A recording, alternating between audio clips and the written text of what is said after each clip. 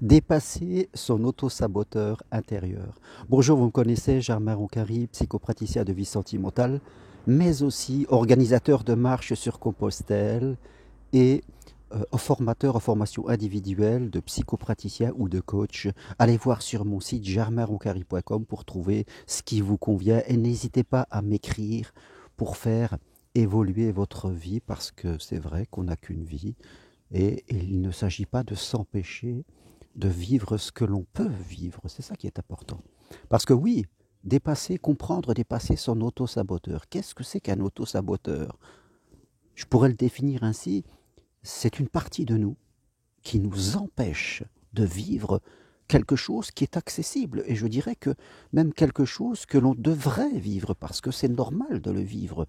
Par exemple, une relation sentimentale, et épanouie, sortir de la solitude, pour être avec quelqu'un, se sentir aimé, aimer, se sentir aimé. C'est très important, c'est quelque chose qui est accessible à tout le monde. Il n'y a pas de personne à qui c'est interdit. Faire un travail qui nous plaît, et ne pas sentir qu'on ne travaille juste pour payer ses factures, que le temps passe et qu'on toute la journée on passe 8 à 10 heures à faire des choses vraiment que l'on n'aime pas. Se lancer par exemple dans un défi, une marche, pour vivre aussi un petit peu des aventures mais sans se mettre en danger. Voilà, ça nous pousse un petit peu à sortir de nos habitudes. On y retrouvera, mais on élargit nos habitudes et on prend du plaisir avec les autres, on sort un peu de la timidité. Voilà des choses qui sont accessibles à nous et qui font quand même la joie de vivre. Ce n'est pas toujours facile, la vie humaine. Et il y a toutes ces joies que l'on peut faire en étant dans une formation, en rencontrant quelqu'un, en marchant, en étant connecté à la nature pour nous éloigner un peu de cette agitation du monde et ce côté un peu commercial que peut avoir la planète aujourd'hui. Voilà des bonheurs. Mais quand une partie de nous nous dit tu n'y arriveras pas, ce n'est pas pour toi, tu n'es pas assez bien, ça ne marche pas, on finira par te quitter, ou alors tu n'arriveras pas à gagner ta vie, et ne va pas avec les autres parce que tu es mis dans ta timidité. Voilà, toutes ces croyances, toutes ces choses qui viennent nous bloquer et qui viennent nous empêcher de vivre quelque chose qui est là, qui est devant nous, qui est accessible. Je ne suis pas en train de parler de fantasmes, je ne suis pas en train de vous dire que vous allez gagner des millions ou que vous allez faire quelque chose de merveilleux, ou que vous allez atteindre un bonheur qui va être là et qui ne descendra jamais. Ça n'existe pas. Ce qui est important et ce qui me tient à cœur, c'est d'aider, de vous aider, en tout cas ceux qui le souhaitent, à vivre des choses qui sont à votre portée et que vous pouvez atteindre. Bien sûr, cette partie de vous, de ce saboteur, on appelle ça parfois votre enfant intérieur, la partie de vous plus jeune. C'est pas que vous avez un enfant à l'intérieur de vous, sauf si vous êtes enceinte, bien sûr que vous êtes une femme.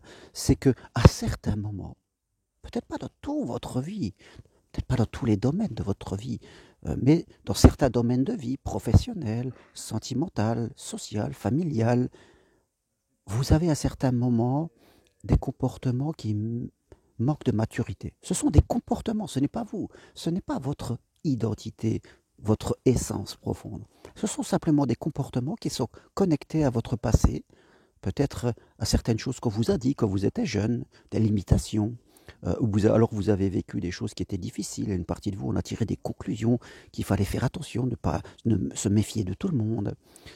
Et fin de compte, cette partie vous empêche d'accéder à quelque chose qui est accessible. Et ce qui est important de comprendre, c'est que ce que vous avez envie, faut pas être blanc ou noir, je dirais. C'est-à-dire se dire je dois l'avoir tout de suite. C'est se donner le temps d'apprendre, se donner le temps de progresser, même en amour. Je dis toujours aux gens que j'accompagne, aux célibataires qui ont du mal dans leur vie sentimentale, d'être dans la patience, dans la persévérance et souplesse. Et peut-être même que vous allez revivre des choses qui ne vont pas fonctionner. Mais un jour, ça fonctionnera si vous êtes patient. Au même titre que ceux que je prends en formation pour devenir psychopraticien ou coach, je leur dis, mais n'essayez pas de répondre à toutes ces questions tout de suite. Faites le chemin. Moi-même, quand je me suis reconverti, eh bien, pendant 2 années, j'avais 2 métiers. parce que je voulais être en sécurité. Donc, j'ai appris. Au début, je me suis dit, j'apprends et on verra bien où c'est que ça m'amène.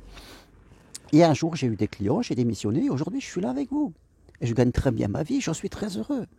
Donc, tout est accessible si on se laisse le chemin de l'apprentissage. Mais si on s'empêche, vous voyez, si on s'empêche d'avancer, on est foutu. Je dis toujours, il y a une différence entre l'échec et l'erreur. L'échec, c'est ne pas essayer, se bloquer, on ne fait rien. L'erreur, c'est quand les choses se passent de façon différente de ce qu'on avait prévu. Mais l'erreur est un apprentissage. On n'apprend que par erreur, que, par, que par une remise en cause par rapport à des choses que l'on fait. Donc, acceptez de faire des erreurs, d'avancer, de progresser. Mais ne soyez pas dans l'échec. L'échec, c'est ne pas oser, c'est ne pas chercher à progresser. Et ça rend une vie vraiment très triste. Voilà ce que je voulais partager avec vous. C'est important. Sachez accepter votre auto-saboteur. Bien sûr, il a une intention positive de vous protéger, mais là, il est dans l'excès. Il est complètement connecté au passé. Et c'est là où il faut lui donner la permission, tout doucement, tranquillement, d'apprendre autre chose. Et vous pouvez y arriver. Voilà. Je vous laisse aujourd'hui, c'est ce que je voulais partager avec vous. Je vais continuer mon chemin. Ce week-end, je suis sur le chemin de Compostelle. Je marche 2 jours parce que voilà, en hiver, c'est génial. Bien sûr, il n'y a pas beaucoup de monde, mais j'adore aussi ces paysages hivernaux qui nous apportent un autre regard. Et j'espère qu'un jour, vous viendrez. La prochaine marche, c'est en avril. Voilà, pour l'instant, il y en a une en avril et une en juillet. Regardez sur mon site, peut-être que ça va vous intéresser.